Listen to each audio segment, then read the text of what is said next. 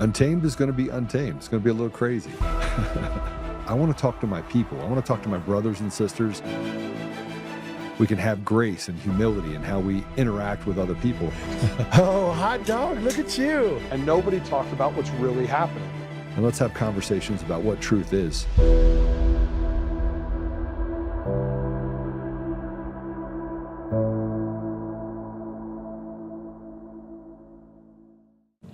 And they call it the MAGA revolution. It's not a revolution. It is a counter-revolution. There's a big difference. This is a restoration. Let's use the word Trump restoration. We don't really appreciate what we've been through with 8 years of the Obama revolution and the 4-year more radical third term of Obama using or employing the waxen effigy of Joe Biden. A revolution that we've experienced was a cultural, economic, political, social revolution. It was very similar to the French Revolution under the Robespierre brothers. We should remember what they tried to do. They changed the days of the week. They renamed things. They tore down statues. They went after the church. Does this sound familiar? This revolution that we've experienced, everything was up for sale. Everything was negotiable. We invented a third gender and rammed it down people's throats. We tore down statues. We said 1776 was no longer the foundational date. It was 1619. We changed the very mechanism that we vote. We went from 70% of the electorate voting on election day to 70% of the electorate not doing that, either through mail-in or early voting. That was a radical change that had no discussion. It was done by fiat. It was incredible. We looked at girls' sports and we destroyed it. We said that transgendered biological males that were now transgendered females could compete. They won over 600 medals they took away from hardworking female athletes. We had drag shows among young children. It was an effort to change the entire Constitution. We forget that. They were trying to bring in Puerto Rico as a state and Washington, D.C. to get 4 instant senators. They were proud. They said that they were going to pack the Supreme Court. It hadn't been tried since 1937. And it was a object of disgrace ever since, but they were proud to try it again. They talked about making states, the Senate, look like the House. They wanted, and a lot of them were advocating it was not fair that one senator in Wyoming, to take one example, is worth 250,000 votes, but a senator in California represented 20 million. They wanted to change the makeup of the Senate. They wanted to get rid of the Senate filibuster. Remember that. They wanted to bring back neo-Confederate nullification. 600 jurisdictions in the manner of South Carolina in 1832 or on the edge of the Civil War in 1860 when neo-Confederate southern states said the federal government's law does not apply to us. Tariffs, Yankee tariffs, no, we were going to override them. Andrew Jackson almost invaded the Carolinas over that, South Carolina. And so these jurisdictions said, federal law doesn't apply here. We're exempt. We have our own laws. Federal immigration law does not apply here. It applies everywhere else, to you, but not to us. So this was a revolutionary movement. Movies were different. Sports were different. Take a knee. And Donald Trump came in, and it was not sufficient to say we're going to stop the madness of $37 billion. We're going to stop the madness of being short 40 or 50,000 military recruits because of this DI, coupled with the humiliation in Kabul. We're going to stop the appeasement of China. But that wasn't all. He said, the government is broke. We're going to go through all of these agencies. And finally, for the first time in the history of this country, when somebody says they're going to cut federal spending and drain the swamp or cut the administration, we're going to do it. And there's going to be no changing names except to go back to traditional names. And we're not going to topple statues. And if you break the law and you're on campus and you're on a student visa, you're going to go back home. So we're in the midst of a counter-revolution. It's not revolutionary. You know what it is? It's a return to normalcy. It's a return to common sense. It only looks revolutionary to revolutionaries. But to the rest of the people, it is a counter-revolution to restore normalcy and bring the country from the far left fringes back home again. That was Victor Davis Hanson, and that video was posted on Trump's Truth Social today. Hi everyone, it's Patrick. I'm back in chair today. Joe is not feeling well, so I am taking the reins once again. So yeah, sorry to disappoint. I know we're all Big Joe fans. I'm a Big Joe fan too. I like when he's on, don't get me wrong. But thank you for tuning in. And yeah, you see what we're going to be talking about today, right? That video was pretty much on the money. It's Trump's counter-revolution, right? It's hitting. And it is a return to normalcy, or at least an attempt to return to normalcy after the previous administration and then the 8 years under Obama, right? It was a complete disaster for us. And Victor pointed that out. And I felt like he articulated that so well. That video, I believe, came out in October 25. And Trump just retruthed it today. And it's very true. Just think about what we have been through 12 out of the past 16 years. The radical changes that took place seemingly overnight that automatically became normal. Drop of a hat. Right? DEI off the bat. Let's talk about boys and girls. That too, right? It was an attack all across. It was an attack socially. It was an attack politically. It was an attack culturally. It was an attack economically, right? Look what happened with the media. Look what happened with the movies. Look what they started to produce, right? It was a total brainwashing and revolution against the American way of life. And when they had the spigots of power, they used them. They turned them on full force. Where we had to accept living in an upside-down parallel universe because they were in charge. It emboldened the mentally ill to believe this is the way the world should work. Just take a look at it now. Look how they're reacting when people are starting to be held accountable. Look how they're reacting when illegal criminal aliens are starting to be deported. Look how they're acting when Trump is trying to restore some semblance of what America was pre-Obama, right? And Victor drew the parallel really well with the French Reign of Terror. If you guys are familiar with that time period, it was a short time period. It was about a year with Robespierre in charge. Okay, he had the Committee of Public Safety. Though that name kind of sounds, a Committee of Public Safety, right? They would walk around executing people that dared question what he was doing. The guillotine was used like you're just spreading butter on bread. Drop of hats, heads just rolling in the streets of Paris. That was the French Revolution. Now, there were some good things that happened during it too, but it unleashed the radical left. And then that mantra has still carried over till 2026. Right? He's right. They changed everything in France. They changed the dates. They destroyed the museums. They destroyed the culture. They wanted to upend everything because that was the old way. We can't live this way. This is the Enlightenment time period. We're throwing everything out the window. They did that in France, but I don't know, I think 8-10 years prior in America, we did it too, but we did it a little bit differently. And yeah, that parallel struck me when I heard that. Like, yeah, because France was in complete chaos. People didn't know what was going on. You had this crazy guy in charge with his henchmen just enforcing his will across France. And that's very much like the commies today. They look to enforce their will wherever they are. And if you don't like it, you're going to get hit in the face with it. Right? That's what they do.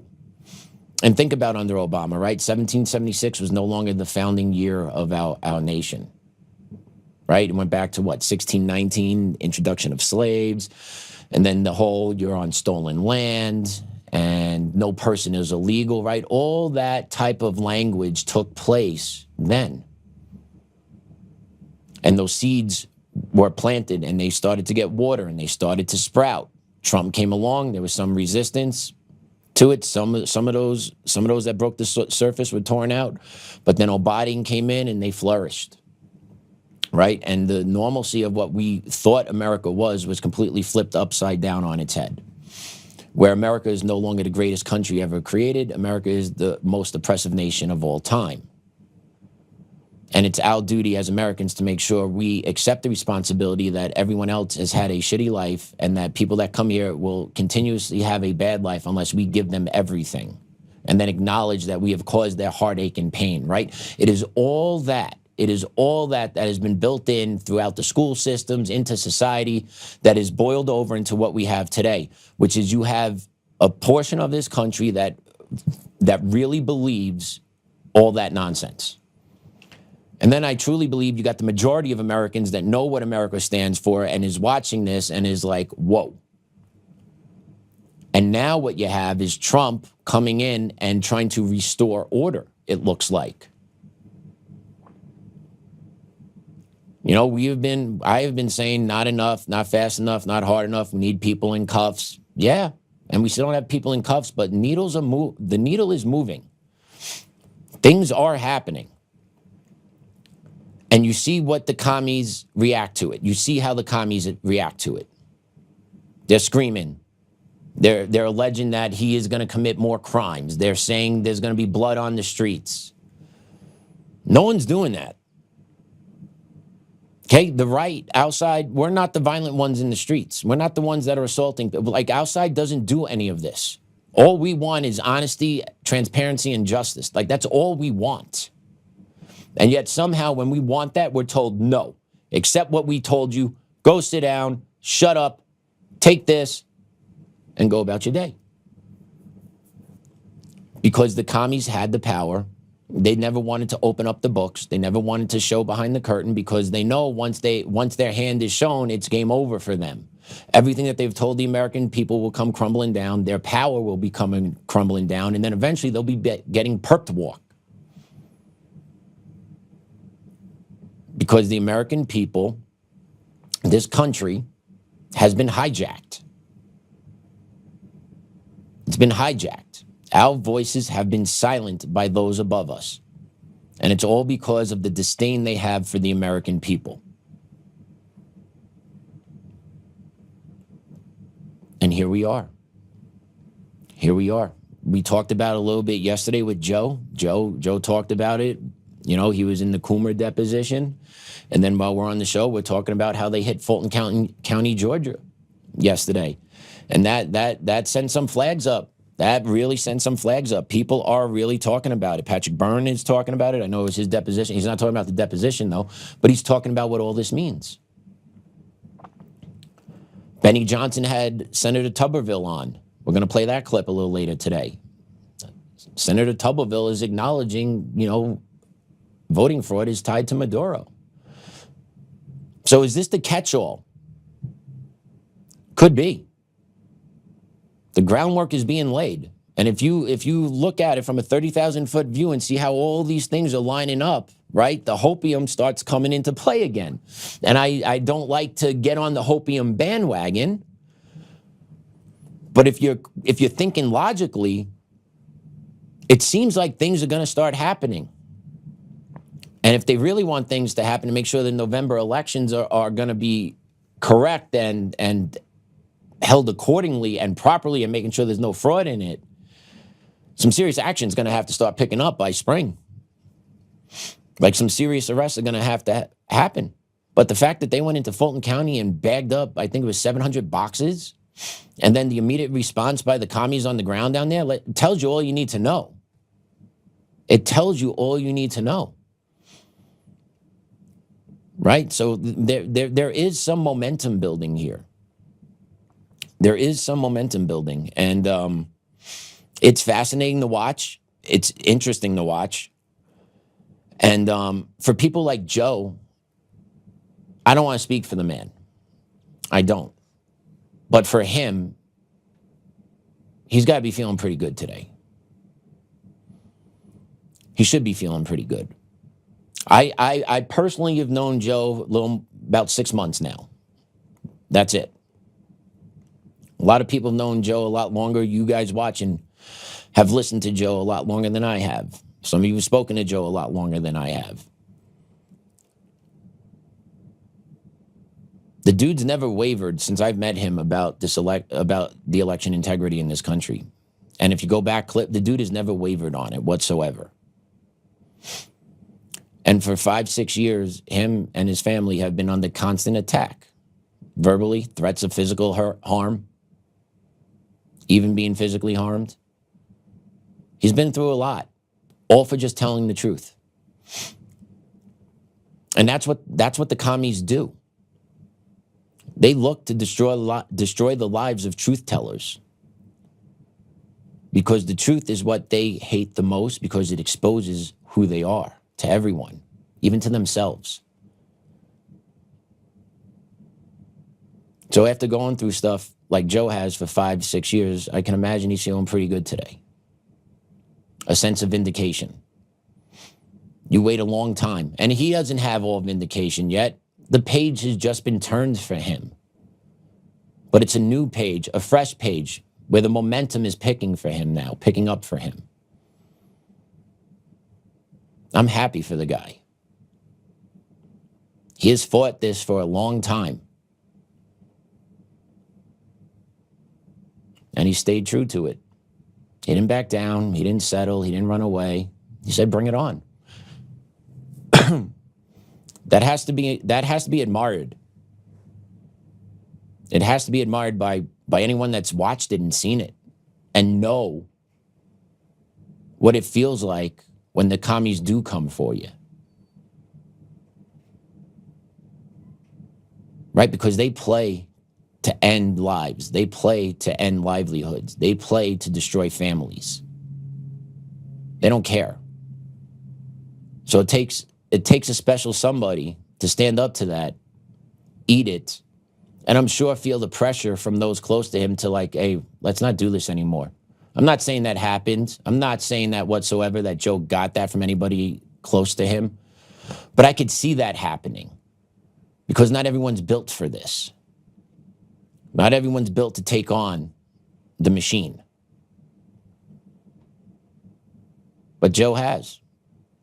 And he still is. And that's impressive. So if he's listening, Joe, I'm proud of you, dude. I hope you know there's a lot of people that are proud of you and support you.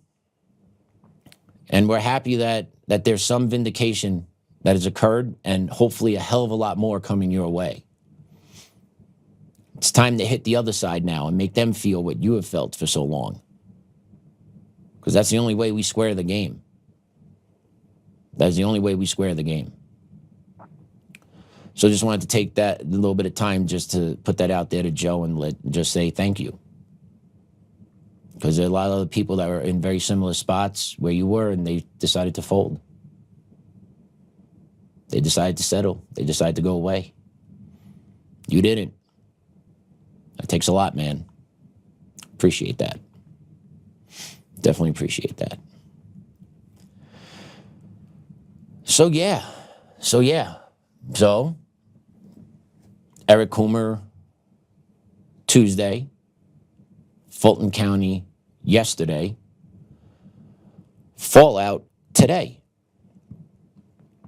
And I'm not going to lie, it feels pretty good. I like seeing what I'm seeing. Like, I'll be happy when we really, really start getting some of these guys, locking them up, getting some Secretary of States, getting some governors.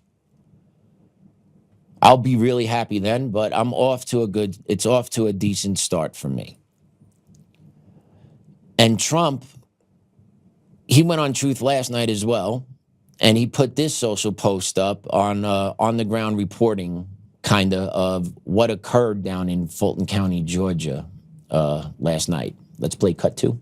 Random truck boxes, but Jason, explain to us what is currently happening 10 feet away from us. Yeah, David, this is a beautiful day. We've been trying to get these ballots, everything from 2020, pretty much since 2020. We've been told time and again, everything was fine, don't worry about it, why are you investigating 2020? This happened so many years ago. You know what, if there was nothing to hide, they would have showed us years ago.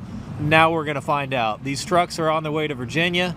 They're going to be out of state very soon, and it is time to get to the bottom of 2020. So basically, it's about 700 ballot boxes from the 2020 election, because again, this is the Fulton County election office. Today, FBI executed a search warrant where they seized essentially those 700 boxes. Everything. And now they've officially left. This is the train, as we'll say, that's on the way, hopefully, out of Georgia. In safe keepings. Exactly. We don't want a judge to suddenly, and real quickly, we'll get to the judge in a second. These are actual people that you know, that you've been fighting together with since 2020. Yes. Trying to make this a possibility. You've been here till the minute that they left, and it seems like they're probably going to follow them to make sure that everything will be fine and secure. We've got to make sure the ballots get there and there are no hiccups. Yeah. But this is a beautiful day. Absolutely. We need to get to the bottom of this. Whoever won, we just want the answers. And President Trump had that posted last night. And apparently those trucks are on their way to Quantico. And work is going to be done. Now, depending who you listen to on social media, see what's being said, some are already reporting that they've found some evidence of fraud. I'm waiting to see all that still, but I don't know how they get those connections when this turnaround's been that quick. But we shall see. We shall see. And the FBI went in there because they had a warrant. These ballots were asked to be turned over to the Georgia State Election Board before October 6th of 2025. What was that, 3 months ago? And Fulton County refused. Fulton County has not given those ballots over. They say they are sealed, they're locked up, they're good, nothing to see here. Why is it there continuously an effort to just keep the public from seeing these ballots? If everything is on the up and up, just to squash the conspiracy theorists out there, just open the books. But they never have. The DOJ asked for them in December. Fulton County said, no, you need a court order to get these. They're under lock and key. We're not going to give them to you. We need a court to do this. And then, of course, the judges get involved, and you know how it works. So now, FBI had a search warrant. Boom, they hit the door. They went in there. They seized over 700 boxes of ballots. Sounds like a lot. Sounds like a lot. And the commies, when I tell you the commies are in full meltdown mode over this, they are. They are. They're already trying to plant seeds in people's heads. They're already trying to switch the narrative up. They're trying to play their word games already. They're already trying to do the smoke and mirrors, look over here, blah, blah, blah, right? Worry about this. Worry about what Trump might do, not what we did. Worry about Trump might do this, but not that we actually did this, right? It's all this, what the commies do. That's how they play the game.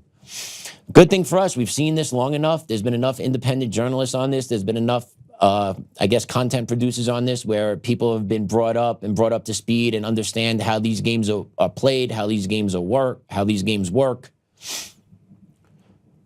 And yeah, so they're on their way to Quantico. They're being evaluated. Can't wait to see what comes from that. All while that's going on, though, you betcha the commie machine will be pumping their propaganda like nobody's business to make sure their side gets the info from them, make sure their side gets all hyped up, make sure their side gets all antsy, juiced, ready to go, right? Because they're starting it. Minneapolis rioting is over. We need something else, right? They perpetually need rioting and chaos in the streets while Trump is in office because it distracts from the actual findings, right? The shock troops in Minneapolis, the rioting, the constant physical interactions with ICE and warning criminal illegal aliens that they're coming, creating that chaos. was all purposely done to distract us from the fraud that was actually uncovered. Billions of dollars of fraud was uncovered there. Right? We were deporting in all different, Chicago, Texas, right? We've done some in California. We've done some in New York. But we didn't have what we had except in Minneapolis. Why was it so elevated in Minneapolis? Because the fraud's there. You got to get everyone else talking about the Somalis being treated or the American citizens being treated and ICE being these execution. I can't believe I'm hearing this garbage out of some conservative people now. But ICE are executioners in the street? Are we for real? People on our side are going out there and saying that now. I can't believe that. Now, yes, have 2 American citizens been killed with their interactions with ICE? Yes. Were they executed? No. Were there unfortunate circumstances involving the shooting of these individuals? Yes. But were they peacefully standing there, minding their own business, holding a sign, and then ICE walks up and shoots them? No. But we have people in the conservative media, people that I've listened to for years that I held in high regard. I hear them say this, and I'm like, what is happening here? That we have people that are in the conservative movement now switching up on ICE, saying that they are the Nazis in the streets and they're the execution teams of President Trump. Just absolutely blew my mind hearing that this morning driving in on my way to work. Because I like to hear things. I like to get ideas. I like to think for myself. And I heard that, and I was frustrated by that. Because now we have a conservative guy who's very popular, who is now planting the seed in the people of our minds that ICE are execution squads, when that's far from the truth. It's not even close to the truth.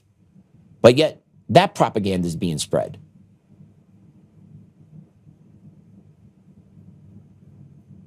Now, was that ICU nurse executed in the street? I don't believe so. To me, an execution is that you're lined up, you have no modes of defense, you are blindfolded, and I'm just picking you off because I can. He was not picked off because they can. There was an unfortunate incident that occurred where an agent acted, I believe, inappropriately. That's not an execution squad. That's an agent making a mistake, and that agent might have serious repercussions he might have to face in the future. Because people have seen that, no, right? And that's why Tom Homan went up there, because Trump is like, all right, we kind of got to get this under control now, because you don't want to give any more red meat to the left, because the left and the communists don't care, right? They keep coming, ratchet it up. Their willingness to accept casualties. They're okay for Renee Good to be shot. They're okay for the nurse to be shot. I keep forgetting his name. I'm sorry, guys.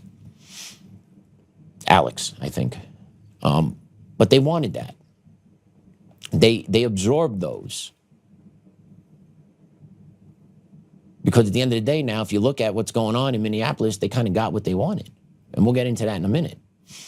All right? But here, take a look at Fulton County's Georgia Democratic Commissioner, Mo Ivory, doing a live stream while the raid was going on down in Fulton County. Check her out. Hey everybody, so here's an update. We're at the elections hub right here off Fair Run Road, and they did correct the warrant, and they are now in there getting the documents. 700 boxes of 2020 ballots and accompanying things that go with it, you know, absentee ballots, all the things, right? So our clerk of Superior Court, Shay Alexander, is in there making a log of everything that they're taking, but this is like all wrong. So we're trying to figure out a legal plan, and we should have one, whether that's an injunction, whether a motion to quash, I mean, whatever it is, we're trying to figure it out right now, because this is an attack on our elections, meant to keep you from trying to go to the polls in November, being too afraid to change what's going on in our nation. So instead of worrying about people dying in Minnesota, here we are at the Fulton County Elections Hub. So let me go find out what the legal plan is. Mo lying, mo problems, mo fraud, mo problems. Right, Mo Ivory? Right, did you listen to her? Can you hear her? Can you hear the panic in her voice? Do you see how quickly she is speaking? right? And she doesn't have any factual basis to say anything to the people about either two. It's about getting a messaging out there to get the people in a hysteric, to get them worked up, to put fear into them, right? That's what that purpose of that messaging was. And then did you hear the second part of that, right? Oh, this is an attempt to intimidate you from going to the voting box. How so? There's no intimidation here about going to the voter box. This is making sure our elections are secure and who the American people vote for are the actual ones that are being selected. Mo Ivory don't like that because she knows what they're going to find. Okay? There's no coincidences. Maduro, Coomer, Fulton County, all this month, all in the past 3 weeks. Okay? They feel the pressure. They know it's mounting. They know it's building. All those communists know what they're tied to. They know they're tied to some NGOs or some or the DSA. They know there's money that's being circulated in and out of their pockets. They know they're in charge because they are put there by their machine. They all know this, and their job is, once they're in charge, is to protect the machine at all costs. Transparency and truth and what matters to the people go out the window because what matters most is protecting the machine that puts you into power. That's what they do. And now you have someone trying to buck that machine, trying to break down that machine, and they will stop at nothing to make sure that machine operates as is. So I can only imagine that these commies are going to ratchet it up more. What's coming next? I don't know. But what do they promote? Chaos? So just expect chaos somewhere along the way. Because that's all they have. They don't have facts. They don't have the truth. They got lies and propaganda. They got smoke screens. That's what they have. They don't have the hard evidence. Right? Like legitimately, you're Fulton County. Why would you not turn over your ballots in October to the Georgia Election Commission? Why wouldn't you do that? Why wouldn't you work together? Hand it over, be like, all right, here it is. I'll sit with you. We'll go through them. Boop, boop, boop, boop, boop. Everything's great. See? But no one ever does that. And that would solve a lot of problems, especially if it was transparent and everything worked out correctly and like there was no fraud there. Like we would walk away with eggs on our face and we'll be totally defeated. So why not just put your cards on the table? Because we know you're holding 2-3 offsuit in your hand and you bluffed your whole way through. And now we're calling you. And now you don't have the money to back what's in the pot. You're in deep shit. The commies are getting backed into the corner. And if you also didn't see, apparently Tulsi dropped a whole bunch of documents last night also about Russiagate and Obama. And if you guys also didn't catch, Tulsi was actually on the ground down there in Fulton County as well. There are some pictures of her on the phone, on the ground, overseeing these operations. She once was a Democrat, folks. And she decided to jump ship because she saw what the commies are. She saw what the D's were the C's. The D's were the C's. And she hopped off. And here's one more Fulton County representative. This is Fulton County Chairman Rob Pitts at a little presser last night as Fulton County was getting raided by the FBI. Listen to what he had to say. Now they have been removed from this facility, out of our control. We don't know where they're being taken. We don't know what's going to happen to them. So we can no longer, and I can no longer, as chair of this board, satisfy not only the citizens of Atlanta, but the citizens of the world, that those ballots are still secure. So that is a major concern that I have right now. Again, the point is, once they were here, as long as they were here, in the control of Fulton County, I was confident that they were safe and secure. And the other point I'd like to make, this goes back to the 2020 elections. For the life of me, I still cannot understand the fascination about the 2020 elections, which occurred 6 years ago. That election is over with. That election has been reviewed, it's been audited, and in every case, every instance, we get a clean bill of health. If there's anybody who knows what happened in 2020 on that night at State Farm Arena, it was Fulton County Commission Chairman Rob Pitts. I was there. So the fascination with this, I still don't understand it. but we'll have more to say later. I just want to say that Fulton County Department of Registration and Elections is always and will continue to maintain fair, transparent, and accurate elections. And we will continue to do the work of the electorate here in Fulton County. The FBI is still in the building. We have fully complied. We will always comply with law enforcement and with the rule of law. And that's what we do here in Fulton County. And that's all I have to say.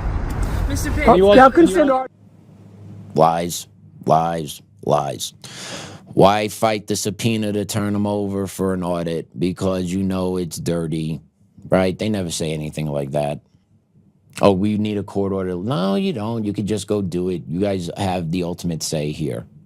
But you want to use the judiciary to protect you because that's how the game works. That's why in 2020, nobody could bring a lawsuit about the stolen elections. Texas couldn't sue. Individuals couldn't sue. Those that were in the election couldn't sue. It was crazy.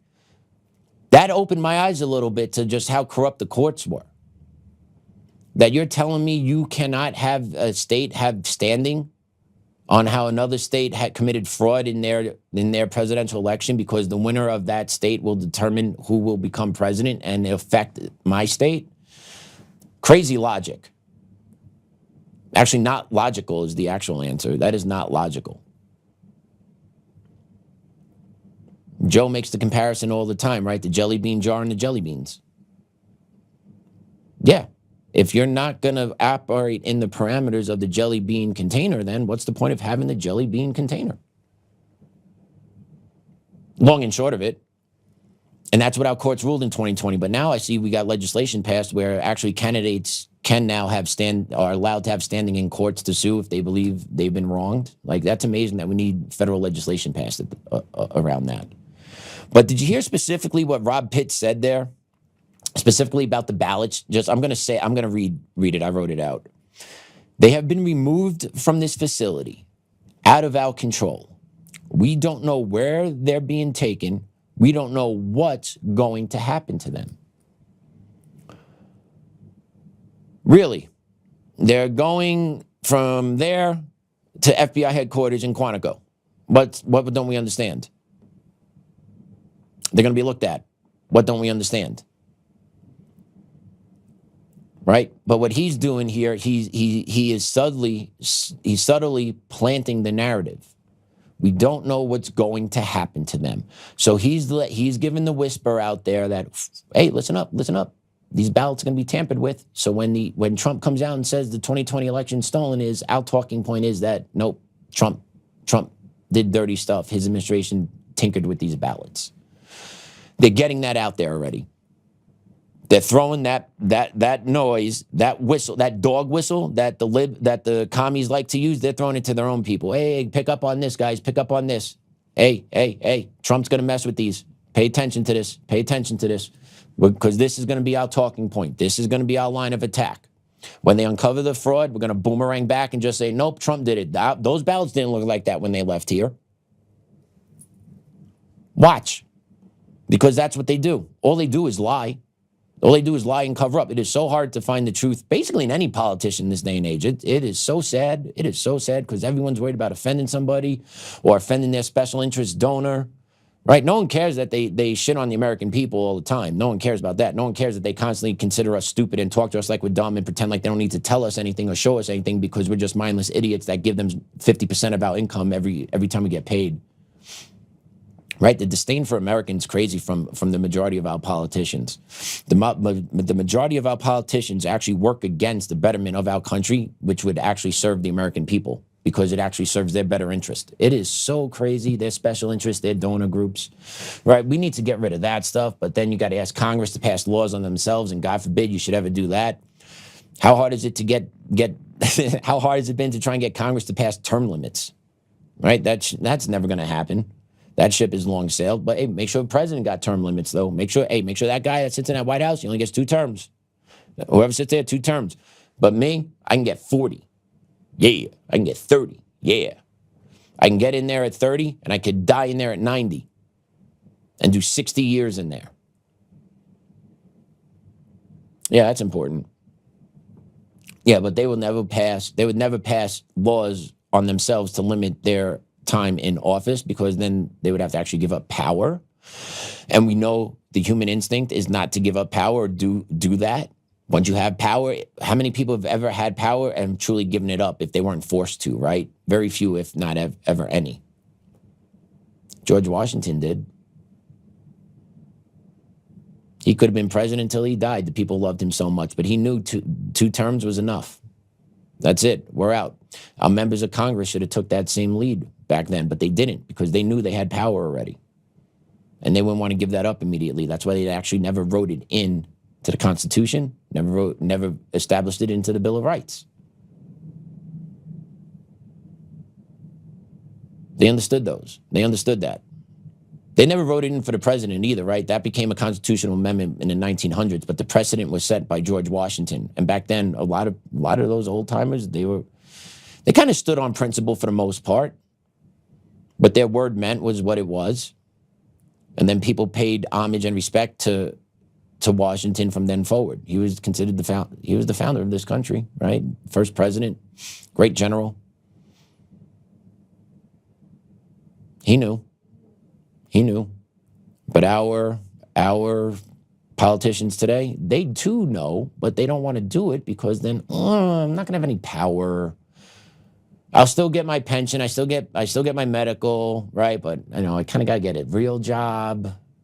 I'm going to have to get a real job because that money's still not going to come in. Now my yearly salary of $150,000 isn't still going to come in. So I got to get a real job, but I really don't want to work a real job. I like working my congressional job, which is roughly about 180 days a year. Get to vacation, get some intel briefs, get inside of stock trading. Life's pretty good, man. Why do I want to give this up? Because it would be the right thing to do. It would be the right thing to do. But maybe that comes one day in the future. Maybe. Who knows? But with all this stuff hitting Fulton County and these county commissioners and all those that handle the ballots, Trump's this, Trump's that, Trump. Senator Tubberville went on Benny Johnson last night, and I couldn't believe he said some of the stuff he said. And Benny actually looked like he was shocked too with some of the bombs being dropped out of Tubberville's mouth. Let's play cut 5, Damon. President Trump's been posting a lot about Venezuelan election theft technology after black bagging Nicolas Maduro. Do you think that he's going to sing like a canary? Do you think that he's the man who knows where all the bodies are buried when it comes to this topic? I don't think there's any doubt. Now this didn't start under Maduro. It started under Hugo Chavez, the president before that, because he got recalled in an election, and he came up with this system of machines that he was able to put out within his country and got himself elected. And then when that happened, he said, heck, we'll just do this internationally. So they started selling them all over the world, and that's how we ended up with them here. And now they're all controlled by a tech group in Venezuela. But I would hope that he would be singing, as you said, like a canary and telling people what's really going on. I would think that this is a lot of why President Trump went in there, because he knows the world cannot survive with crooks running the voting systems, not just in our country, but all over the world. And we cannot allow these machines to continue on. We have to have paper ballots, one-day voting, and everybody has to show up with an ID. If we don't do that, it's going to be over. We cannot survive like this. And again, to get this passed, what do we need to do? It's passed in the House. We're going to have to bust the filibuster. We're going to have to bust the filibuster, and then we're going to have to get some of these rhinos to vote with us. I don't know whether we get 51, even if we bust the filibuster and actually do something for the country. I hate to say that, but I've seen things work up here for 6 years, and we've got a lot of people that just do not believe in President Trump. They don't like him, and they want him gone, and they feel like this is a way they can get rid of him. So did you hear that conversation had basically two different components. The first part of it was Tubberville talking about Maduro, and even before Maduro, right? Chavez in Venezuela, how the idea of election rigging was birthed there, and then instilled there, and then exported to the United States. Have you heard any other politicians say this? Have you heard members of Congress say this? I haven't heard too many, if not any. And Senator Tubberville is up there on the Betty Johnson show, which is pretty popular. He's got access to the White House, right? He's on the nice list. He gets the access. So he got the access to Tubberville, and then Tubberville used Benny's platform to launch this announcement, right? To warm people up to this, to start breaking in those that are listening to the, right? So like Benny is on the inner workings of the conservative media, right? So like he has that inner access to Trump. So what they're doing is they're uploading his audience now. His audience that doesn't go outside of Benny is now being introduced by Tommy Tubberville to what actually, how Venezuela is tied to election fraud. And that's what they're doing there with Benny. They're using Benny as a tool to get the message out through Tommy Tubberville to Benny's followers who are majority conservatives, but yet don't go deep, right? Like that's what's happening. So they're prepping the right, and they're prepping the rest of the country that, hey, this is a real thing. Get used to hearing this, get used to seeing this, get ready for it to pop. Right? It's planting the seeds. It's planting the seeds along the way. I believe they know what they got already. They knew what they had, right? And who was it? It was Joseph Teddy we were talking to a week or two ago, and we were talking about how long this type of operation would have taken to plan and to execute, to take Madero out, right? And if you go back to that, right? Trump came in January 20th, 2025. Madero was extracted early January 2026. So basically 365 days, a little shorter. To extract a leader of a foreign country that's an adversary of yours and do it to the level that we were able to do it definitely takes extensive planning. We went over all that. It takes extensive planning to see this through, to carry this through, to plan it from all the way, from A through Z. Right? So that brings me back to when Trump first comes into office, plucking Madero out of Venezuela had to be on one of his, top 5 of priority list? Close the border, deport illegals, get Maduro, pass his tax bill. Right? So that was a top priority. So when he came into power, when he came back in last year, and he was like, all right, get my team organized. These are my top 3, top 5. Madero's one of them. And is that because of narco-terrorism? I don't think so. I don't think that would be a priority for him, because if narco-terrorism was a legitimate beef of Trump, I believe Mexico would be on that list. I believe Colombia would be on that list. China would be on that list with the production of fentanyl, right? But those nations, no. It was Madero, specifically Venezuela. That's not narco-terrorism. That's election fraud. That's the heart of the beast. He went into the heart of the beast, picked him up. Got him in New York City jail, man. Crazy. He's sharing a cell with P. Diddy. They're hanging out. And then deposition with Coomer. Fulton County raid. And also, let's not forget, for about 2 or 3 weeks before this, Trump was flooding his Truth Social account with election fraud, election integrity, election fraud, right? All his feed. Constantly getting the message out there, getting the message out there. So this is all building. And I want to play Joe from yesterday, actually, because Joe is talking about, yesterday was talking about the arrest of Cumming based on the Coomer deposition. Let's play Joe from yesterday. Just so you know, I've been blocked on every social media. I've been canceled on every platform. Emerald Robinson's talking about who? Eric Coomer. Benny Johnson talking about who? Eric Coomer. DC Drano talking about who? Eric Coomer. What's everybody talking about? Eric Coomer. Guess who's got to fly back into the country for another deposition? Eric Coomer. Oh, yeah. I'm going to tell you right now, arrests will be made. People are going to prison. Don't worry about it. Trump's not going to win. I made sure of it. And how did I find him? Because he just couldn't help himself. He had to get on an Antifa call and he had to talk about it. And then I had to just dig in. Because even up until that point, nobody knew. And I built a model and sent it to Washington. And they're like, hey, we want you to come here. And I came there and I was like, here it is. The first model ever built on how they stole the elections.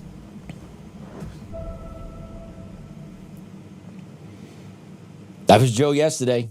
We cut that up, put it on social media, got over 30,000 hits on X, right? Because it's the truth. Joe has stuck by the same story with the same facts for years. For years. He believes arrests are coming. I believe arrests need to come. They should be coming. The fraud is there. It is very apparent. If you actually dug in and actually followed some of the research that's been out there, I've been lucky enough to get some eyes on some materials where it's just eye-opening what has occurred from the 2020 election. It's absolutely eye-opening that our politicians have allowed this charade to go on, and those in charge have allowed this charade to go on for so long. For so long. It seems like it's coming to an end. And once again, that's why the commies are acting the way they do. They're a cornered animal right now. Right? We all know how cornered animals act. They get desperate. They come out swinging. They act irrational. They're in survival mode. They don't care about what they've done. They don't care about who they've hurt. They don't care about any of that. They care about themselves and self-preservation, right? Primal instinct. They're in a corner. What are they going to do? What are they going to do? Well, I believe Waltz and Frey felt like they were in a corner in Minneapolis, so they allowed chaos to reign to draw the heat off of them. Right? They knew they were complicit in the fraud. There is no way state officials did not know that much money was being defrauded by the American people. All right? Are you that ignorant and incompetent? Or are you a willing participant? Either way, you're not fit to be in charge. Right off the bat, right? Like that should be the basic primal argument, is that those clowns are not fit to be in charge, period. If you have billions of dollars of fraud, especially from illegal immigrants occurring in your city and state, and you're actually signing off on this and actually you know about it but choose not to investigate and turn the blind eye, you're complicit. You need to go to jail. So they wanted to smoke off of them for a little bit. They wanted to heat off of them for a little bit. So how do you do that? How do you make that happen? You use your shock troops. You use your useful idiots to draw the heat on to others, to get them off you, to make it about ICE and not about the fraud, even though the fraud is the reason why ICE is there. And ICE is there because your policies prevent your city and state local law enforcement from working with federal agencies for deportations. Right? It's all done. It's all done this way on purpose. It's all done this way on purpose to ensure mass chaos all the time. And then mass chaos just becomes the new normal. That's what we had to get used to here in America under Obama and Biden. We had to get used to the chaos. We had to get used to boys in women's bathrooms. We had to get used to that. We had to get used to women being sexually assaulted and murdered by criminal illegal aliens. We needed to get used to that because policies wouldn't change. So what do we have to get used to? We had to get used to that. Right? They weren't stopping it. They actually encouraged it. We had to get used to illegal aliens coming here and getting checks, cell phones, places to stay, EBT cards. We had to get used to that. We had to get used to all that. Even though it's not normal, we had to get used to our kids being groomed in schools. We had to get used to conservative parents being targeted by the DOJ because they were speaking out against school boards. We had to get used to all that. We had to get used to either taking a vaccine or losing our job. We had to get used to either supporting what the previous administration did or we would get deplatformed. Right, so I don't want to hear anything about how the Trump administration is off the rails. Not even close. The only reason why they're off the rails is because they are bringing back normalcy to America. They're taking the absurd and kicking it in the face every day. That's what needs to be done. The absurdity that we have dealt with for so long needs to be addressed. But the problem is when you use just logic with absurdity, nothing changes. The absurd just get more and more angry. They get more and more agitated, and then they lash out. So what do you have to do to absurdity? You have to kick it in its teeth. That's what you have to do to it. That's the only way to defeat it. You can't logically defeat something that's illogical. You can't logically defeat something that won't use rational thinking skills. You can't do it. The only thing you can do is constantly beat it over the head again and again and again and again and again. And that's where we are. Because that's what needs to be done in order for girls to have the girls' bathroom to themselves again. For girls to play in girls' sports again. I can't believe 600 female athletes lost championships because of transgender, right? Did you hear that from Victor earlier in the show? Like, that is absolutely inexcusable. That is so disgusting. There are biological differences between boys and girls in sports. That's the reality. You ever watch the WNBA? Those are grown women. Grown women, 20, 30 years old. Can any of them dunk? One or two? There are physical differences between men and women. Women should compete against men. And those WNBA stars, I would love to them to see how they feel when you get a 6'9" tranny playing in the WNBA. I can't wait for that to happen. I pray that happens.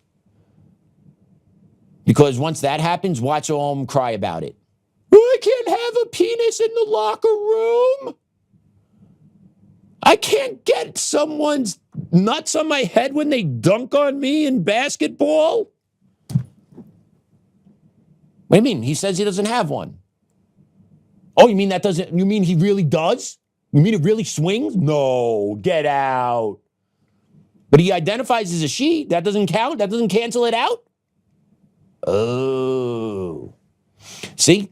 And that's what it takes for the commies to wake up, is they actually got to get hit in the head with their boomerang on whatever policy that they want. Right? I support illegal aliens until an illegal alien breaks into my house and rapes me. I'm sorry to say this, but unfortunately, that's what it takes for some of these people to understand the absurdity of their political positions that have these impacts on the American people. I am sorry for speaking this way, but it is the hard truth. Until each and every one of these commies get hits upside the head with the boomerang of communism, they won't change. And then eventually when they get hit with the boomerang, they might change. But just talking to them, they will never change, right? They have to experience the pain firsthand. And unfortunately, a lot of Americans needed to do that too under Biden and the COVID regime, right? A lot of Americans need to feel that. A lot of Americans need to get hit with that. Oh, I need to put this in what about my body, my choice? Nope. Right? That right there should have blown up all of their bullshit. All of their positions, not all their positions, but their social positions. My body, my choice. You can't tell me I can't have an abortion, but take this vaccine or lose your job. Oh, shit. I need a vaccine card. If I eat here, I got to show a vaccine card to eat here. My body, my choice. No, it didn't exist, right? So that just shows you what they're all about. Because that boomerang hit him in the face and they didn't have an argument for that. Notice how that argument went away after COVID. Notice how that argument went away. That argument is not existent anymore because they know what they did with it. They wrecked millions of lives, gave millions of people that had pre-existing conditions, got them even sick, got them worse sick, and even killed some of them. All true from the COVID vaccine. And then you force parents to put that stuff into their babies? Are you kidding me?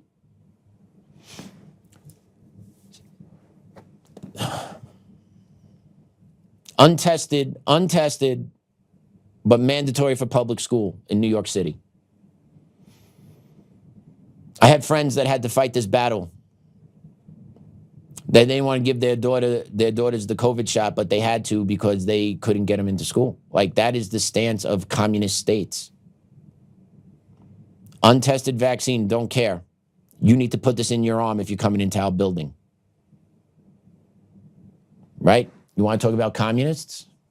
You want to talk about communists? You want to talk about fascists? Communists and fascists leave you no room for choices. Okay? Can you still get an abortion in America? Yes, you can. Can you get it at the federal level? No, you can't. You need to go to the states. The states have decided, right? So it's not taken away. It's still there on the books. Can my friends take the vaccine out of their kids? No. Right? the communists play to win. They play to impose their will, and they don't care what they do to you to get their way. That's why this evil needs to be beat back into the hell it's in. That's why they're acting the way they're acting, because the revolution is coming for them. But it's not it's the revolution to restore American greatness. It's the revolution to fight off the communist infiltration. That's what this is the counter-revolution to restore America to what it was, or at least to bring back a semblance of sanity in this country. And no one's saying you can't be a tranny, everyone. You can be a tranny all you want. You just can't use the freaking bathroom. You can't use the girls' room if you're a boy, and you can't play in girls' sports if you're a boy. That's all. And if these states really cared about transgender rights, and there's so many kids that are confused, well, hate to break to you, start a transgender league for kids. Oh, there's not enough? Well, then maybe they shouldn't be taking over spots in girls' sports where girls are losing their position on teams, because it's not fair to them. Sometimes those people that have mental health issues need to get help first before you appease them.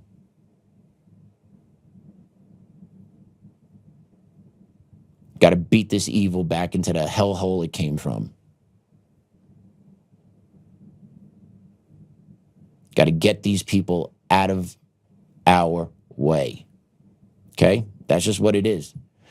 And you could go live your life, but you do not get to tell me how to live mine. And right, well, you're telling me how to live. Yeah, no, there's societal norms that have been established over thousands and thousands of years. And one of those societal norms is a man is a man based on their sex. A woman is a woman based on their sex, based on their genitalia. End of story. Those are societal norms, right? But during the Obama and Biden revolutionary times, right, it was a wage on societal norms. That's what they did. And crazy became the normal, and then us normal folks were the crazy ones. So now the adults are regaining control, and these children are throwing tantrums. And that's what we have to put up with all the time, is these tantrums that the left throws. But these tantrums are purposely thrown because they are still gaining inches that they want. It's crazy. So Tom Homan went up to Minneapolis the other day, met with Fry, met with Tampon Tim, and there seems to be an agreement worked out between the two sides. So let's see what Tom Homan had to say about what's going to be happening in Minneapolis going forward. B1? And he has clarified for me that county jails may notify ICE of the release dates of criminal public safety risks so ICE can take custody of them upon the release from the jail. And let me tell you why that's important. I know people are a lot concerned about the manpower has been set in law enforcement manpower. Look, I've said this many times before. I've said it for the last several years. Give us access to the illegal alien public safety threat and the safety and security of a jail. It's common sense. It's safer for the community, it's safer for the agent, and it's safer for the alien. Because anything can happen on a street arrest. It just makes common sense. And for the people that argue, well, we're a welcoming community because we want victims and witnesses of crime that are here illegally to feel safe to come to police without fear they're working with ICE, we're not going to talk to the victim and witness of crime. There's no problem there. They should feel safe to come to police and ask for help. All we want is to talk to the person that local and state law enforcement authorities locked in a jail cell.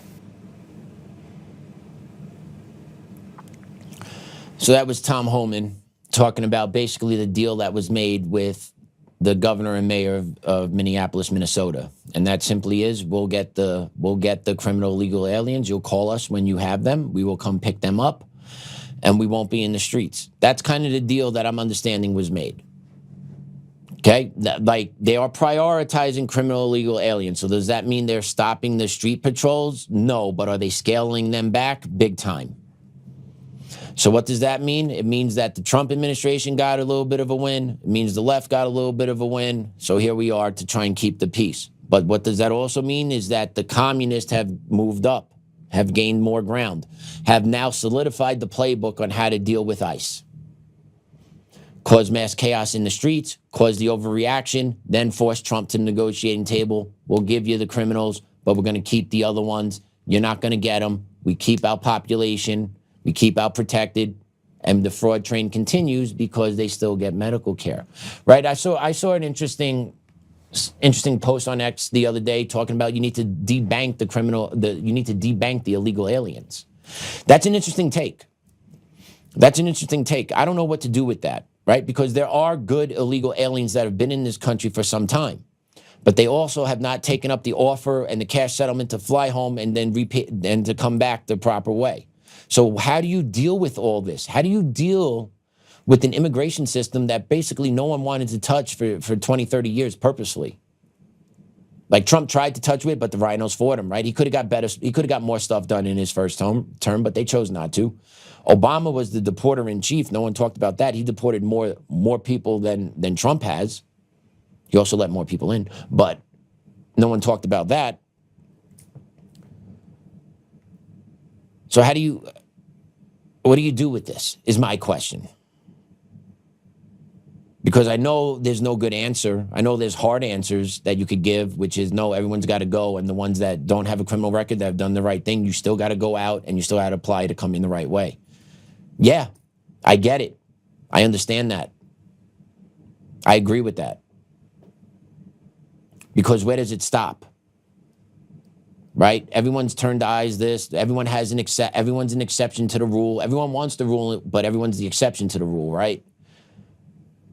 So how do you clean this up? Yes, criminal illegal aliens need to go 100% out the door, right? But you also have illegal aliens that are here in the system that are just here on the system.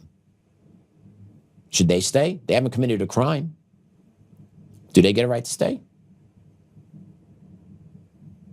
Because then how can they get a job, right? Because then you need a good social, right? Because you're an illegal, right? So you didn't come in the right way, but how you could get the proper documentation to get right? All that stuff needs to get figured out, but no one ever takes time to figure it out. The can just keeps getting kicked down the road because no one ever wants to put a hard stop to it. Because once you put a hard stop to it and the line is drawn in the sand, people don't like that here in America. People like to get what they want. Right? It's customer service here in America. We got to make everyone feel good all the time. So yeah, I don't know. I'm glad that the confrontations seem to be quieting in the streets of Minneapolis. Okay, I am glad about that. I don't think any American is happy to see what we've been seeing over the past couple of weeks on the streets in Minneapolis and throughout Minnesota. I don't believe people want to see that happen. But also at the same time, what are you going to do about the 20 to 40 million illegal immigrants that were brought in just under Biden alone? Right? Not everyone's a criminal illegal alien. I understand that. Let's say there's 10 million criminal illegal aliens. And that number's probably too high still. How are you getting everyone out? You're not. So what do you do about it? Because they still count in the census. And they're still getting entitlements here in America without contributing to the system. So how does that work? Because we operate at a net loss when that stuff happens. I know, it sucks. I believe we need to go full horde. You got to get everyone out, and the ones that want to come back in that don't have a criminal history, the exception is we put them in the front of the line to come back in.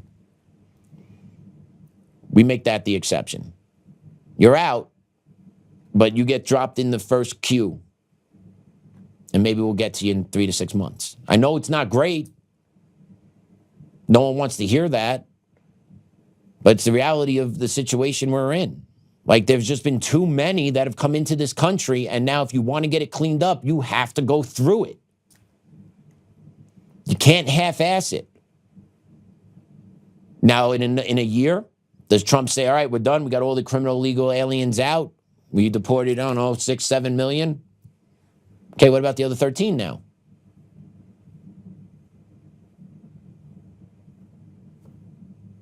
It's just questions. If you have a good answer, drop it into the chat for me or something, because I really don't know. And the lottery too. Absolutely no freebies.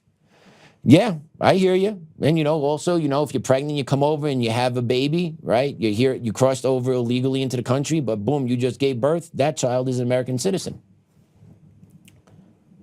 And now we don't separate. Well, maybe we do now, but, a long time we weren't separating families. But I like the Trump's administration stance is, the kid can go too then if we're deporting them.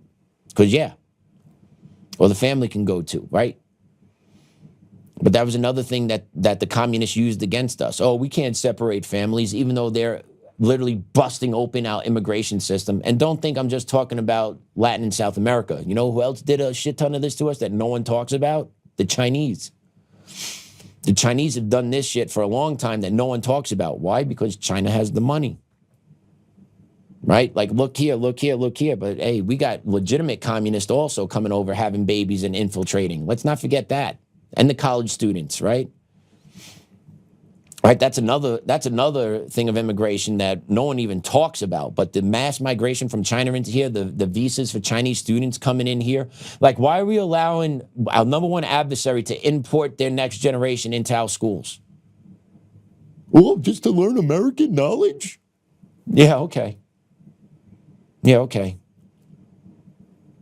Infiltrated from within. That's another part of the immigration part that needs to get cleaned up, all right? It's not just the migration from Latin and South America that's been an issue. Okay, it's also Europeans and Asians that have overstayed visas for a long time. It's all of it. It is all of it. Because every little drip in every little bucket adds up to where it washes out what the American people want. So it all needs to get purged. It all needs to go. Right? And Stephen Miller reminded everyone the other day as to why we were in Minnesota, right? We're not in Minnesota because we don't like Somalis. We're in Minnesota because we don't like the fraud that's been going on in the Somali community, right? We were doing deportations in Texas, California, New York, Illinois. No other city or state reacted the way they did except Minneapolis, Minnesota. And do you really think the Minnesotans are so tough up there, eh? No. What they are is well organized and well funded. Neville Royce Ingham, DSA, outside in China. Keep saying that name. But listen to Stephen Miller's take on the fraud in Minneapolis. Believe that the Somali fraud operation in Minnesota is the single greatest theft of taxpayer dollars through welfare fraud in American history. We believe that we have only scratched the very top of the surface of how deep this goes. And you're familiar with all the scams with pretending that children have autism who are not in fact autistic, with pretending to enroll people in food programs when in fact nobody was ever enrolled, and engaging in massive fraud, lying, and theft and grift on a scale we've never seen before in American history. The total bill, the total tab for this is going to be far beyond the numbers we've already seen reported. We believe the state government is fully complicit in this scheme. And we believe that what we are going to uncover is going to shock the American people. Look, based on the records that we already have, and this is a significant undercount, by the way, 75% of the Somali population in Minnesota is on welfare. But that's likely a significant undercount of just how much of a financial burden the Somali refugee population is imposing on this country. 75% of the Somalis in Minnesota are on welfare. Entitlements. What are they producing here, right? And that's just one subsect. What are the other groups, right? We played a clip yesterday from Dr. Oz. Dr. Oz lighting up the Russian mafia in LA because they have a hospice fraud circuit running out there. Think ICE is going to go there? I'm just curious. I would love to see it. Any fraud that's uncovered needs to be dealt with. And if you're an illegal immigrant that's committing fraud here, you need to go. If you're an American committing fraud, you need to go. You need to get cuffed up, right? Like, honestly, us regular Americans that do everything right, we're tired. We're tired of the bullshit. We're tired of being the only ones that are doing the right thing. Because honestly, if we weren't doing the right thing, this country would be the shit. But yet we're the ones that are blamed for everything as well. And that's what's infuriating about this. The ones that go to work all the day, raise their families the right way, pay their taxes, pay their bills, pay their mortgages, right? We're the ones that do it the right way. People that have those principles. We're the ones that do it the right way. And what do we get for it? Grab your ankles, bend over, no lube. That's what we get for it. Well, everybody else that comes to this country gets a little piece of the pie free of charge and then tries to defraud us as well. That is unsustainable. I completely understand the resentment towards our government for this. I completely understand the call for no federal income tax. I'm not paying taxes this year. I completely get it. Completely understand. You know what's going to happen to the first 100 people, first 1,000 people that don't pay their taxes? They're going to come arrest you within 2 weeks. Hell, probably within 5 days, actually, because the federal government cannot allow that to happen. So they would crack down on that like nobody's business. Right? Yeah, we all can say not pay tax. I would love to see that. Love to see that. But that's the truth of it, right? Like, your average American that works 40 to 50 hours a week, pays his taxes, takes care of his wife, takes care of his kid, make sure there's food on the table. And then you see all this other bullshit that people are staying at home defrauding the American people, which is basically robbing my tax dollars. Don't tell me illegal immigration is not a crime. Okay? Don't tell me that.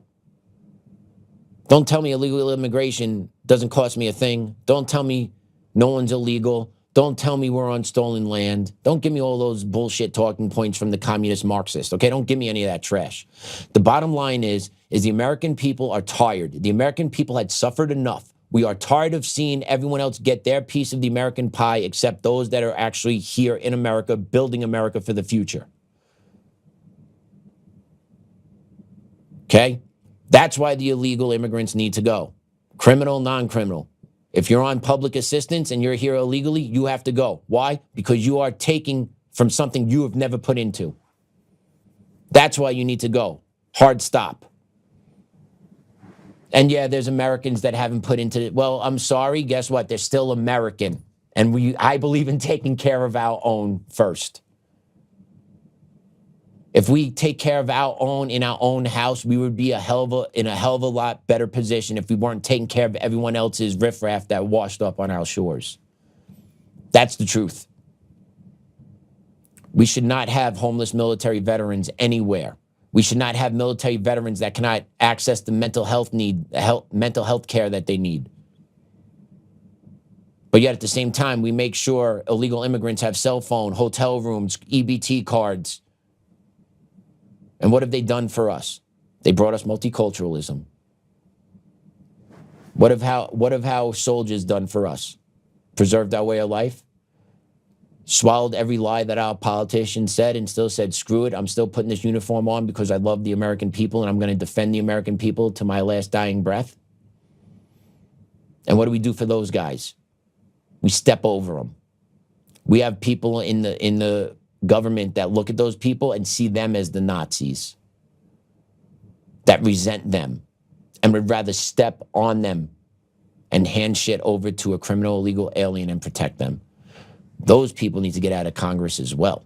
Those people need to get out of state legislatures as well. Because we have to eliminate this mind virus that's in our government and in our country. And we need to replace it with people that know the greatness of what this country can achieve. And that's why the pendulum is swinging back. And that's why the commies are acting the way they're acting. Right? Remember 2 weeks ago, Don Lemon stormed the church. And somehow a couple of people that are on camera with good old Donnie Boy got arrested. But yet he didn't. He is yet to get charged for that. Well, let's take a look why. Let's put this post up, Damon. Meet Minnesota federal judge Patrick Schultz. He is a donor and volunteer for the Pro-Illegal Alien Immigrant Law Center and is the same judge who shielded Don Lemon from accountability after storming the church and is threatening to hold ICE Director Todd Lyons in contempt. The judicial cartel is real. It needs to be purged. How can we have a republic when the judiciary is tainted like this? So true. This guy is left-wing aligned with Donnie Boy Lemon. And what does he do? He squashes the arrest warrant. He squashes the criminal complaint that would lead to the arrest warrant. Haves and have-nots. Notice how the other two that got cuffed up, their arrest warrant wasn't squashed. But Donnie Boy's was. Why? Because he's a chosen one. He's part of the Have Club. The judiciary cartel is a real deal. We talk about it on the show all the time.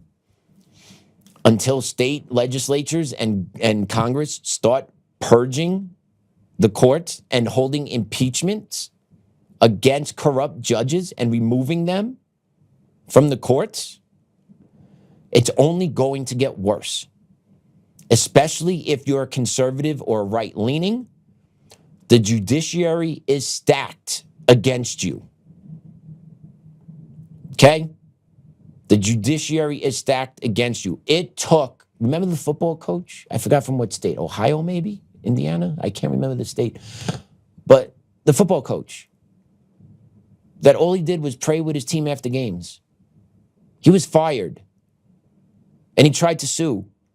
It took him going all the way to the Supreme Court before the Supreme Court turned around and said, absolutely, you have a right because you have that as a constitutional right protected.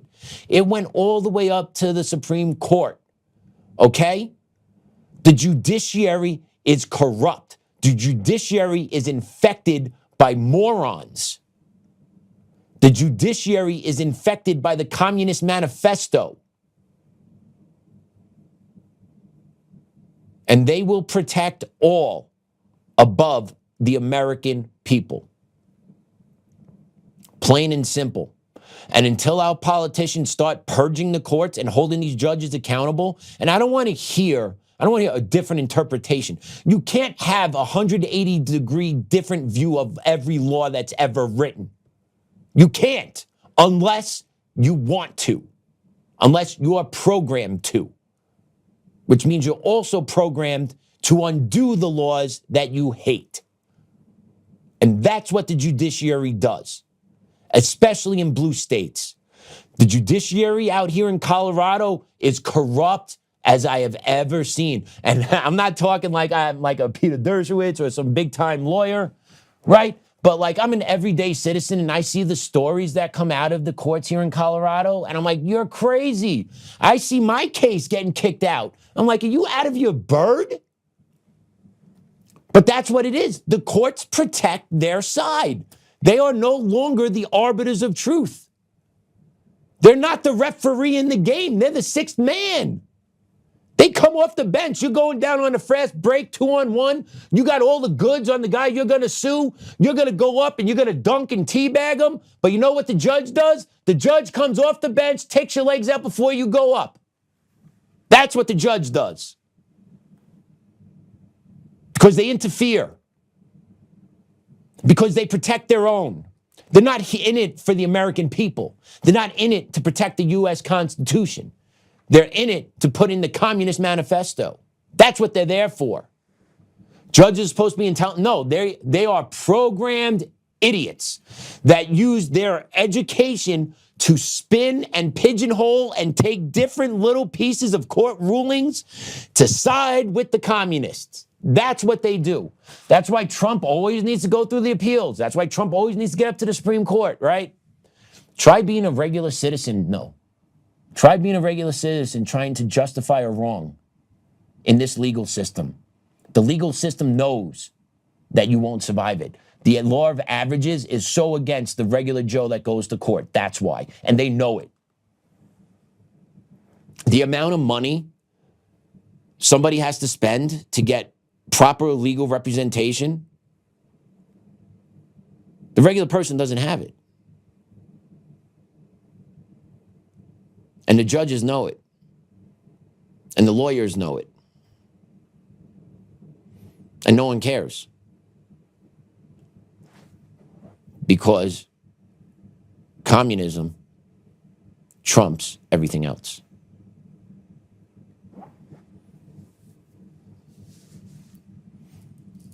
And they're backed across the board. They get funding from everywhere, right? DAs are funded by Soros and Singham.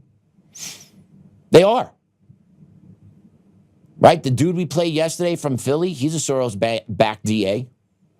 And you see the mentality they have. Right?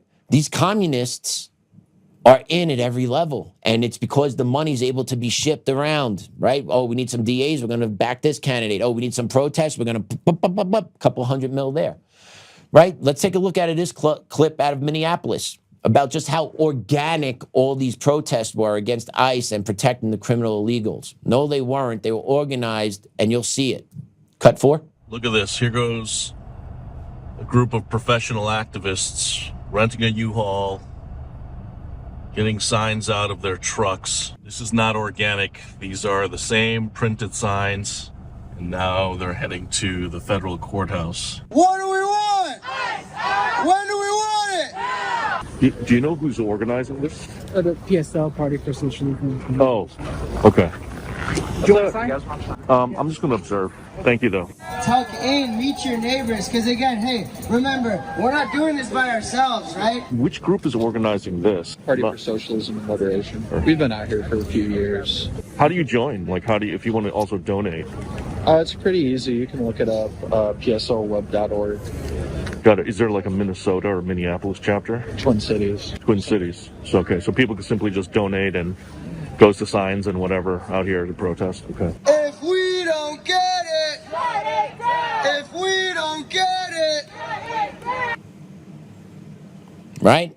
Right? And did you hear it? The party that's responsible for that one is the Party for Socialism and Liberation, PSL. PSL is directly tied to Antifa, which is directly tied to Islamic Circle of North America, which is directly tied to Roy Singham, right? So like it's an all funnel game. It's a funnel game. This is not organic. It is all about the money. It's all about producing chaos. It's all about making sure there's confusion on the streets. It's about brainwashing our kids. It's about unleashing lawfare and the courts against us, right? It's all of it. And then you have communist derangement as well. Just the mentality of these people. It's not compatible here in America. It's really not. If you look around over the past, 4, 5, 10, 15, I don't know, how long? I don't know, we'll go 8, 10 years. What side is the one side that is constantly perpetuating the violence? What side is the one side that is constantly celebrating the violence? It's not ours. Charlie Kirk got his neck blown out on national TV, probably the most gruesome thing majority of Americans have ever seen on TV or online. And what'd you have? You had leftists in the street celebrating his death. You got leftists in the street dancing, right? They celebrate this stuff. They celebrated Trump being shot at. They celebrate it all because they're disgusting human beings, and we tolerate it. Okay, who are we celebrating? What are we celebrating violence with? Are we celebrating any? No, we're not. Are we pushing for ramped up deportation? Yes. Are we pushing for return to normalcy? Yes. Are we pushing for boys out of girls' sports? Yes. Are we pushing for boys out of girls' locker rooms? Yes. We're pushing for all that because that's normalcy. We want to go back there. But the rhetoric from the communists make it almost impossible. Because you get the non-thinking entities on the streets that listen to these communists, and you constantly get these stupid interactions in the street where people are put into dangerous spots or compromising positions because of the derangement of the communists. This incident took place out here in Colorado in a King Soopers parking lot. Let's take a look at cut 1. What do you owe these people? These are anti-trans pieces of shit. That doesn't mean you have to roll up and I do. They're trying to kill trans people is what they're trying to do. I don't see them trying to kill people. I see them standing there, bro. No, that's not cool. They will eventually. Really? Is this lady gonna kill you? Are you a trans person? I just don't like people who hate trans. I agree with you. You know who else I don't like? Who show up and cause chaos for no reason except they're a prick.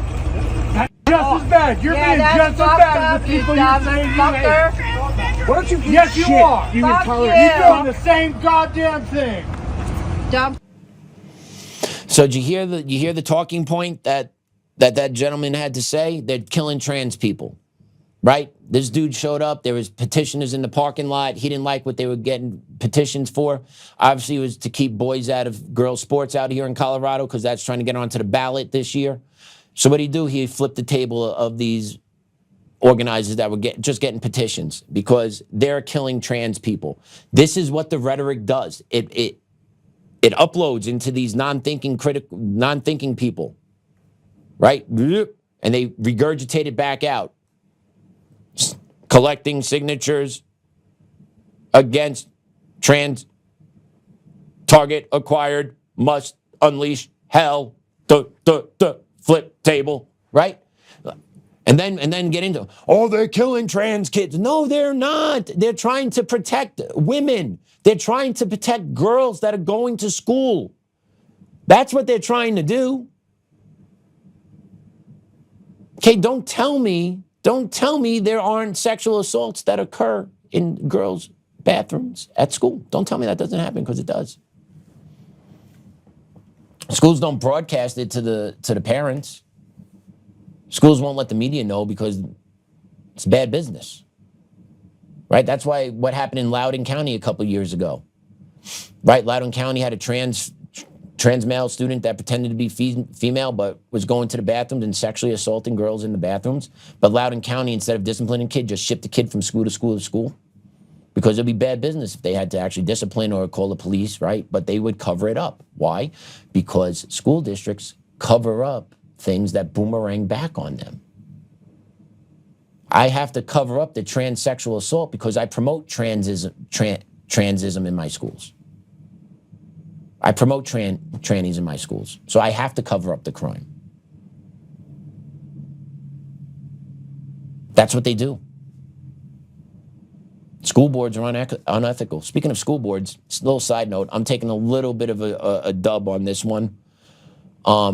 Superintendent of Cherry Creek, Comrade Smith, is announcing his retirement on Friday. So good for him. He should have been fired. He should not be keeping his pension and his pay and all that other bullshit. But he is retiring as superintendent of Cherry Creek, which is good to hear. Now they need to undo the entire board and everyone else in that department, but that one person at a time. That's a good start. That's a good start. So yeah, the school districts are complete chaos. They will do anything to protect their people. End of story. They're not there for the kids. They're not there for the community. School districts are there to protect their own. End of story. Whoever's in power, they run the school district that way to make sure they stay in power and squash those that dissent. True story. Oh, and Chris, hey, Chris, if you get wind of this, show, give me a call, buddy. Shoot me an email, patrick@untamednation.com. Love to have you on, brother. Love to have a one-on-one with you. Love to talk about how everything played out at Creek. So give me a call, okay? Shoot me an email, brother. You're a good man, right? We could talk. Give me a call. Loser. All right. Abortion. Abortion is another thing that Marxists and communists have been going crazy about. Okay? Trump overturned abortion, Roe v. Wade out the window. No, once again, state rules. State rules, right? Watch this interaction between a pro-lifer and an abortion lover and tell me what your thoughts are. This is my city. What are you doing here? You're trying to antagonize people, so go the fuck away. Go the fuck away. Go the fuck away. It's simple. Go the fuck away. She's so go home. Why don't we just let her get raped, pregnant, and forced to have a baby? That'd be great. I would carry full term.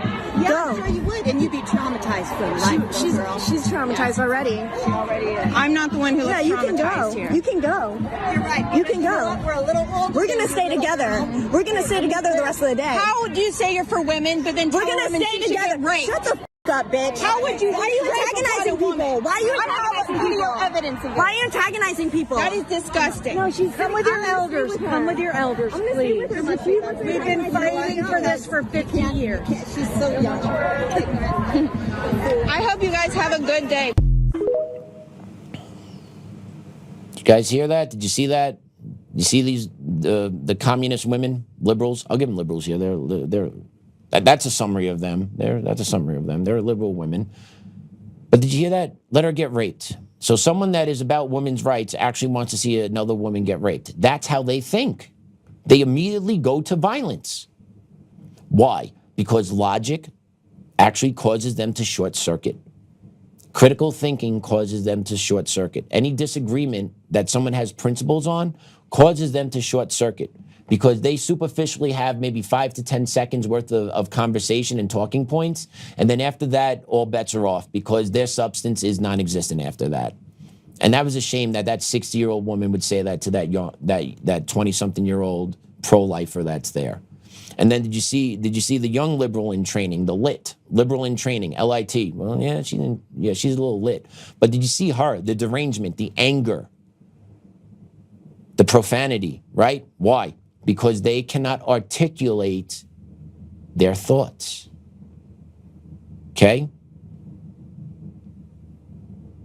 They can't articulate. They're mad that another woman has a completely different view of them and a view than they do, and they don't know how to deal with it. Because I guarantee for the longest time, they were encircled with their own and they were in a little echo chamber and they never learned how to deal with someone that had different opinions of them. Communists. We all have to think a certain way. If we all don't think a certain way, I have to kill you. Communists. Look them up. They do it. Okay, that's how they act. They're irrational, crazy, use violence, and all that. With all that, they spin it onto us as we're the violent group here in America because we just want our nation to be normal again. Right? So like their language, their behavior, it's just something we constantly have to get used to dealing with and calling it out and fighting back and pushing back on it. That lady did a great job standing her ground, not being intimidated by them, because that's what they try to do. They try to intimidate you, right? They get loud, they encroach on your space, right? They know what they're doing because they're looking for you to kowtow. They're looking for you to give up that inch because that's what they want. And you see what happens when she didn't give that inch? What happened? They left. So that young lady did a hell of a job there, standing her ground, not giving up to them, standing on principle. And you see what happens when you stand on principle with these people. They have to bow down because they know their arguments make zero sense. And you're telling me that older 60-year-old woman is just fighting for abortion in case a woman gets raped, she has the ability to have an abortion? I'm sure that's the reason why. Let's be honest here, right? She wants women to have the ability to kill a baby whenever they want because it exercises power for them. And allows them to erase a mistake of a night that they made. That's what it does. It takes away accountability. That's what it does. So yeah, good for her standing her ground. And look, they had to walk away. The younger one had to get wrapped up in the older one's arms, crying, walking away because she lost. Because she had no rational thought, no critical thinking skills, no ability to actually articulate why she supports abortion, right? Because honestly, if she said it on camera, probably the only thing she would say is, I want to be able to kill a baby if I'm pregnant. That's probably the reason why. I want to have that power to make that decision. That's probably what it was. So yeah, that was a powerful video in my opinion. Very powerful. And then you have the commies running New York City, right? You got Comrade Mamdani. And he's got a new member, he's got a new kind of department. He's starting off, it's called the Office of Mass Engagement. The Office of Mass Engagement. You know what that sounds like? Organized shock troops. I need someone that will be up here in my office that will dictate to my minions down here. And when I need them to hit the streets or I need them to show up somewhere, my director of mass engagement will talk to my cronies down here and put out the codes in the signal chats and on X to get them to organize, to get them to speak, to get them to show up. And by the way, the gentleman as being appointed to this position, his name is Japreet Singh. And check out his video.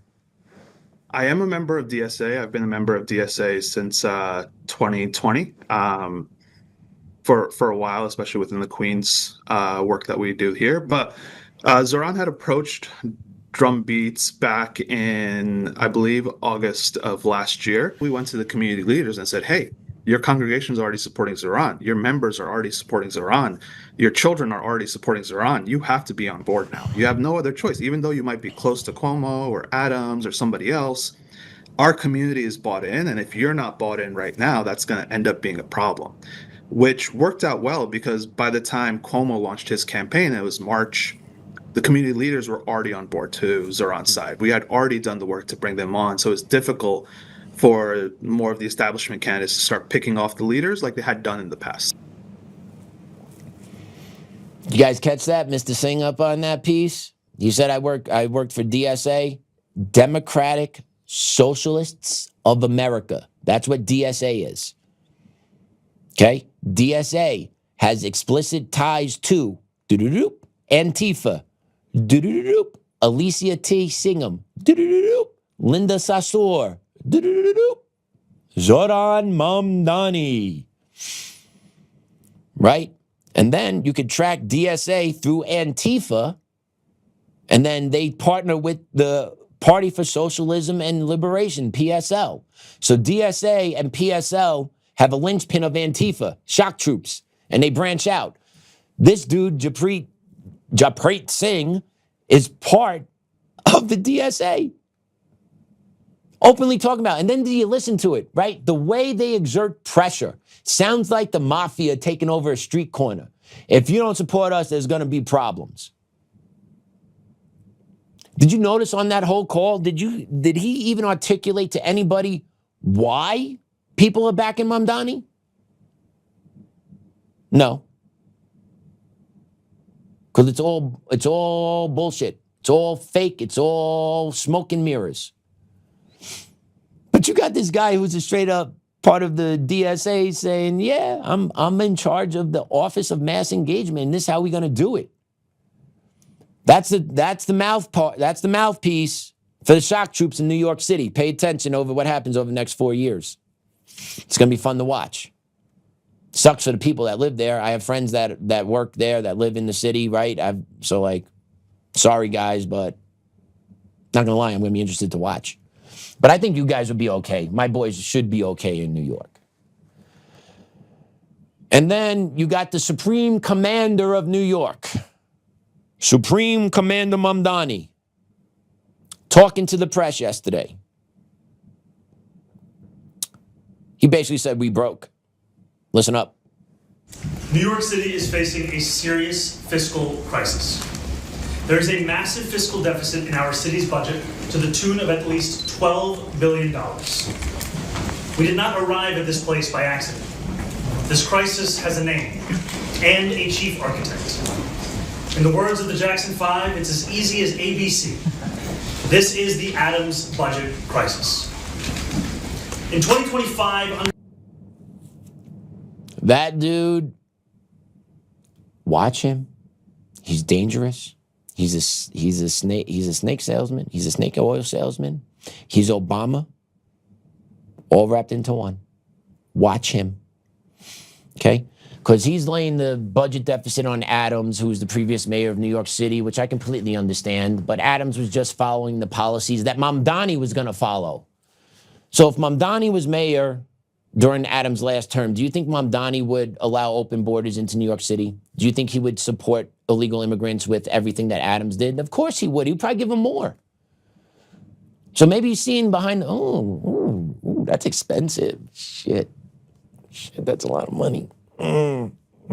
Man, that's a lot of money. All right, but what I'm going to do here is I'm going to tax the wealthy in New York City because that's his only answer, right? So he's going to run this city into the freaking ground. He is going to bankrupt New York City. I never thought I would say this, but he might be the first person to bankrupt New York City with his social programs. And now he's offering this new auditing system. He's not going to use Doge. He's not using Doge because, but we're going to see which offices get the best bang for their buck, and that's how we're going to determine what we're going to cut. All right, buddy, good luck. Good luck, Comrade Mandani in NYC. Accountability is a bitch. People hate it. I love it. I love it when it's happening, right? The other ones, the ones that are actually being held accountable for the crimes that they did, for the treatment of the American people, they're squirming all over the place.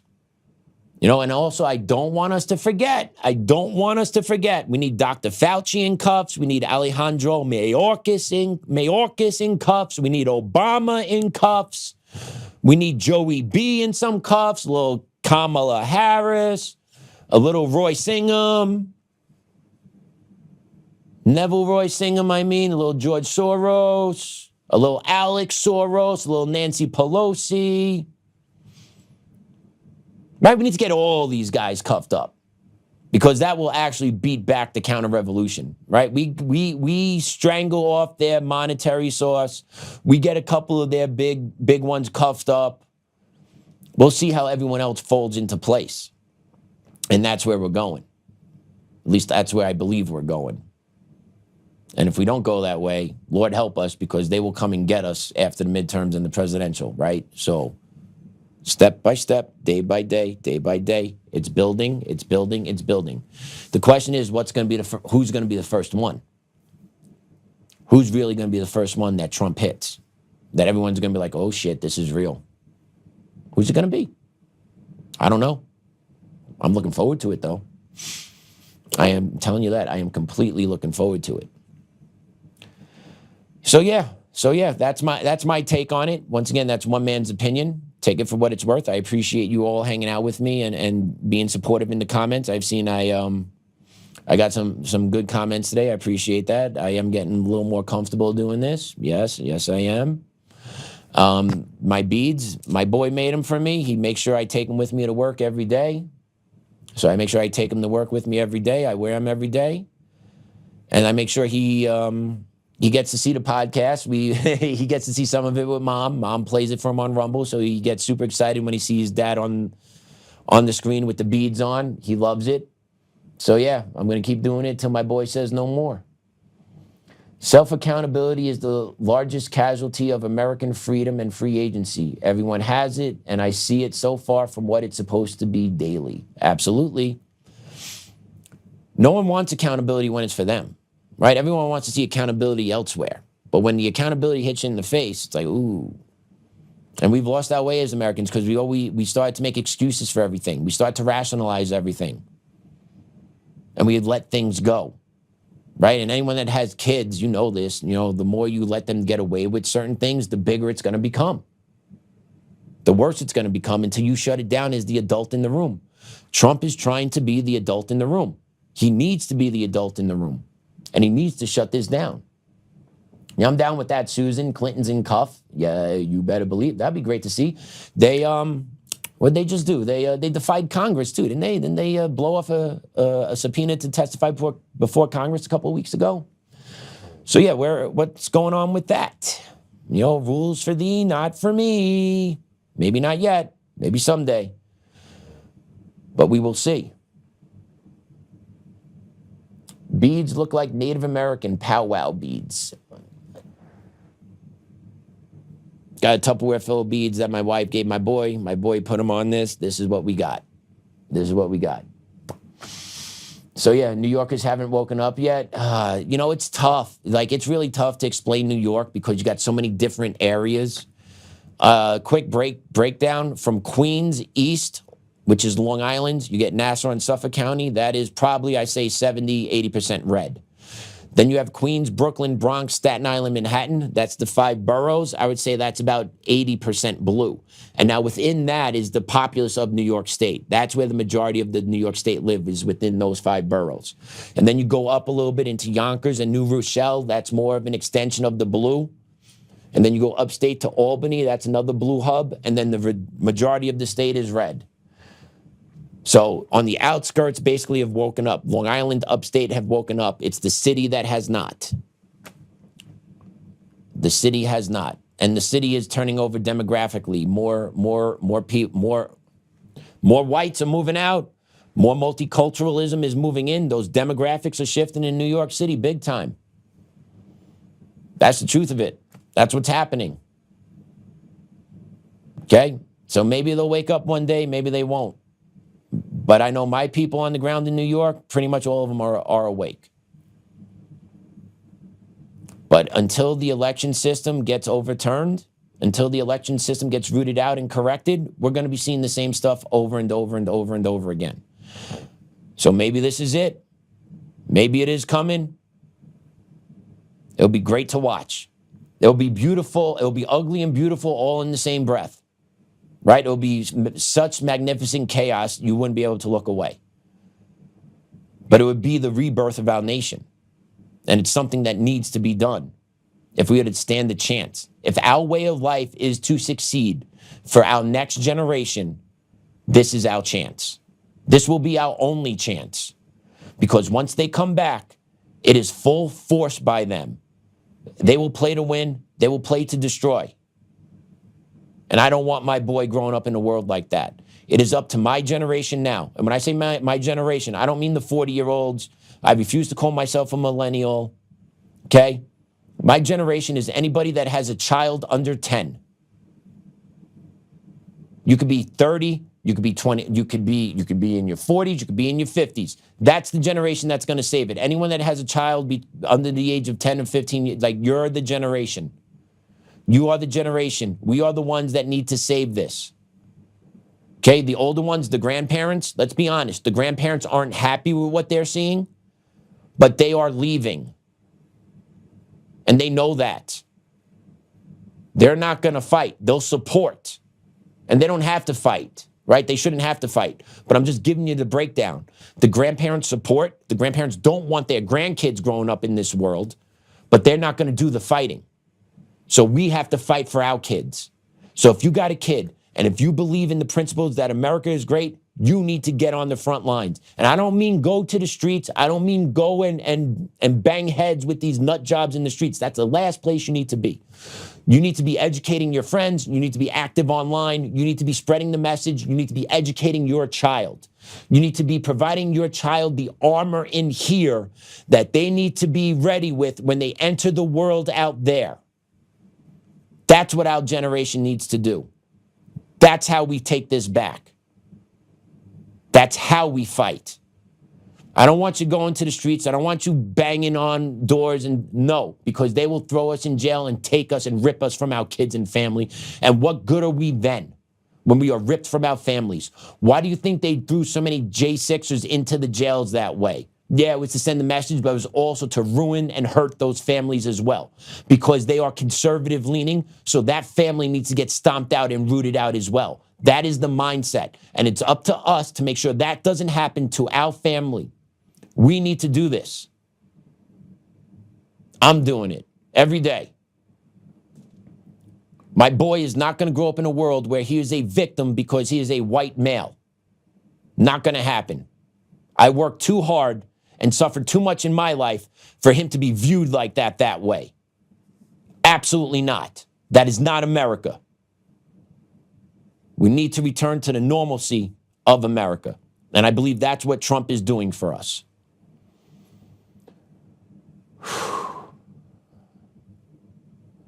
All right, let me pray us out. And also, let me explain. Look, I saw you guys' comments yesterday. Joe is great with his prayers. Absolutely no doubt. I've never prayed that way. My prayers have always been like me talking to God. And typically talking to my family that has passed, specifically my grandparents, are typically who I talk to through prayer. And my father. So I appreciated that in the comment. I'm just letting you guys know. Like that, Joe and I have two totally different styles, and Joe is great with it. And that's the reality. But I'm going to keep trying to do me, and Joe's going to obviously keep doing him, man. But I just wanted to give some insight into that. So let me pray us out. In the name of the Father, Son, Holy Spirit, amen. Dear Lord, thank you for another tremendous opportunity to sit in this chair and share this message with our untamed community. Thank you, Lord, for my wife, my child, my family that I love every day. I appreciate it. Dear Lord, just continue to give me the patience and the wisdom to carry on what I need to keep doing in this world, to provide a stable home for my child, to provide money for my family, to provide a protective home for our love. Grandma and Grandpa, I miss you guys. Dad, I miss you like always. Please look over Mom right now. Mom is sick. Hopefully this gets handled today. So please just watch over her as Jesse's dealing with all this. And Lord, just look over Joe and family. He's been through a lot. Give him some little extra attention. And just give our nation some peace, because we need to tone it down for the time, for now at least. Lord, continue to watch over us, continue to protect us, continue to protect my family, continue to protect our lives. Our Father who art in heaven, hallowed be thy name. Thy kingdom come, thy will be done on earth as it is in heaven. Give us this day our daily bread, and forgive us our trespasses, as we forgive those who trespass against us. And lead us not into temptation, but deliver us from evil. Amen. All right, everyone. Have a great day. We'll see you tomorrow.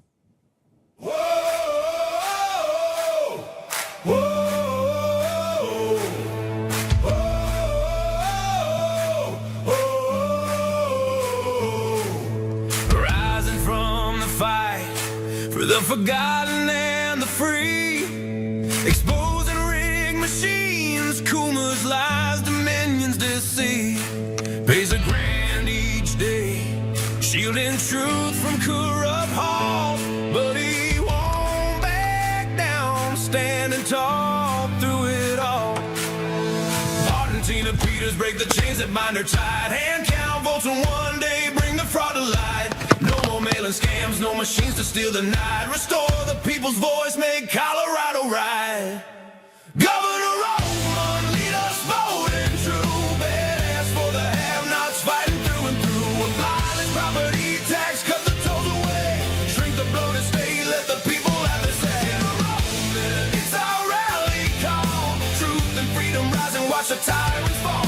Untamed Colorado, strong and proud, we'll be one man for the people, set our great state free. Help the single moms, bring back trade school strong, opportunity for youth, where the brave belong.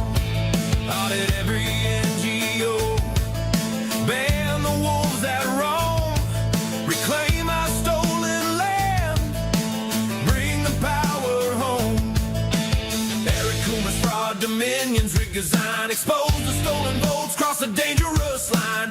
No more victimhood, no chains on you and me. He's running for governor for real liberty. Smash the fraud machine, pardon heroes jailed, for the have-nots rising, truth will never fail. One warrior defies the corrupt elite, Colorado reborn, strong on our feet. Governor Oltmann, lead us bold and true, badass for the have-nots, fighting through and through. Abolish property tax, cut the tolls away, shrink the bloated state, let the people have the say. Governor Oltmann, it's our rally call, truth and freedom rise and watch the tyrants fall. Untamed Colorado, strong and proud, we'll be one man for the people, set our great state free.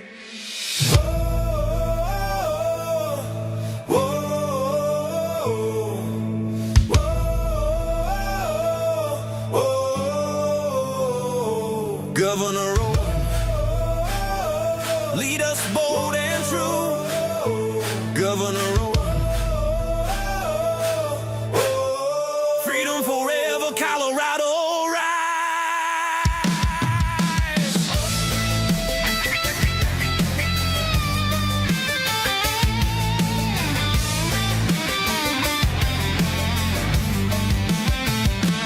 Governor Oltmann.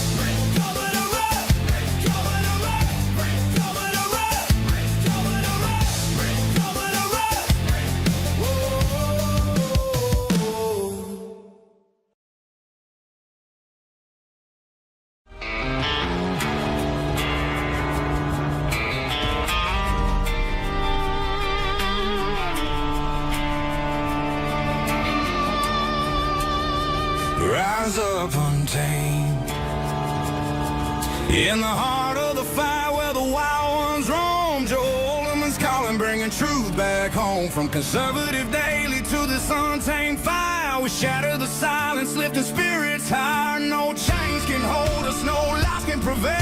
Authentic and fearless on this rugged trail.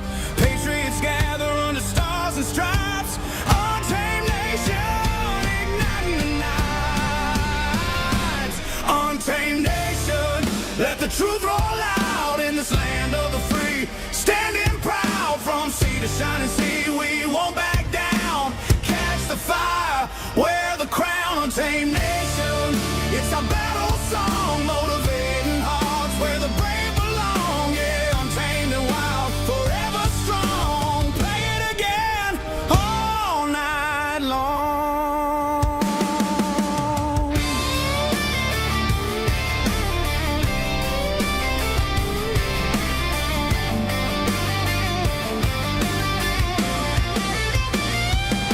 Break the mold, chase the real.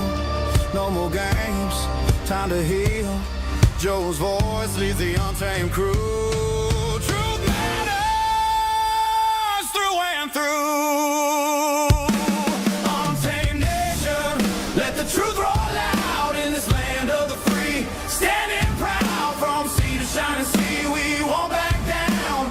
Catch the fire, wear the crown. Untamed nation, it's our battle.